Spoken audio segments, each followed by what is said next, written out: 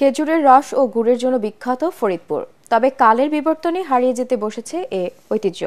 দিনে দিনে খেজুর গাছ কমে যাওয়া ও গাছিদের পেশা পরিবর্তনের কারণে হুমকির মুখে পড়েছিল গুড় তৈরির কাজ। পুরনো সেই ঐতিহ্যকে ফিরিয়ে আনতে কাজ করছেন কয়েকজন যুবক। তাদের উদ্যোগে গত 2 বছর ধরে বেড়েছে খেজুর গুড় তৈরির কাজ। ফরিদপুর প্রতিনিধি কামরুজ্জামান সোহেলের রিপোর্ট, জানাচ্ছেন আসিফুর রহমান সাগর।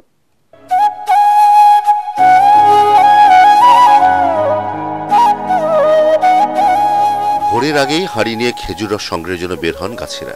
সেই রস দিয়ে শুরু হয় গুড় তৈরির কাজ।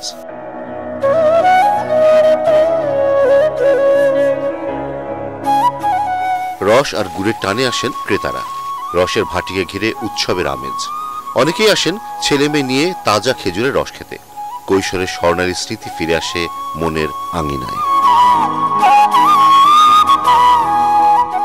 একটা বাসায় থাকতাম, তখন ওই বাসাটায় খেজুর গাছ ছিল, তখন কেউ চুরি করে নামাইতো আর ওইটা খাইতাম।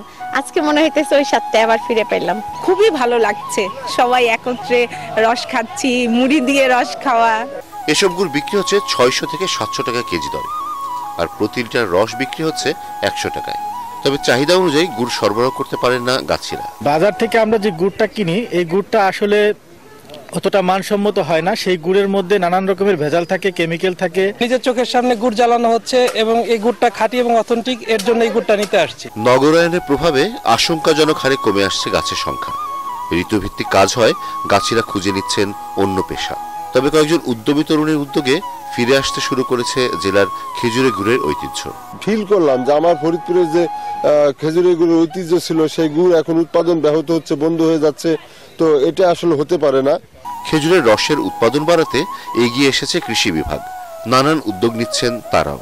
গুড় উৎপাদন যে প্রক্রিয়ার সাথে এই বিষয়টিকে কৃষকদেরকে পরামর্শ দেওয়া হচ্ছে, যেন কৃষক এখান থেকে একটি ভালো মানের গুড় তারা নিজেরা উৎপাদন করতে পারে এবং আমাদের যে গুড়ের যে একটি গুণগত মান, এই গুণগত মান অক্ষুণ্ণ রাখার জন্য কৃষক পর্যায়ে পরামর্শ দেওয়া হচ্ছে। জেলা কৃষি অফিসের হিসাব মতে ছোট বড় মিলিয়ে জেলায় 1.5 লাখ খেজুর গাছ রয়েছে।